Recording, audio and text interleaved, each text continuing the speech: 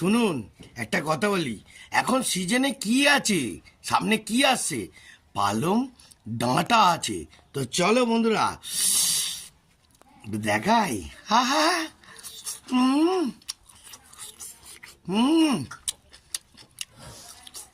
হ্যাঁ হ্যাঁ হুম এরকম ভাবে পালং ডাঁটা খুঁজে পাবেন। হুম হুম ভালো করে চেবাবেন। এতে আপনার দাঁতটা ম্যাচেস হয়ে যাবে আর খেতে সুবিধা হবে বন্ধুরা। হুম হুম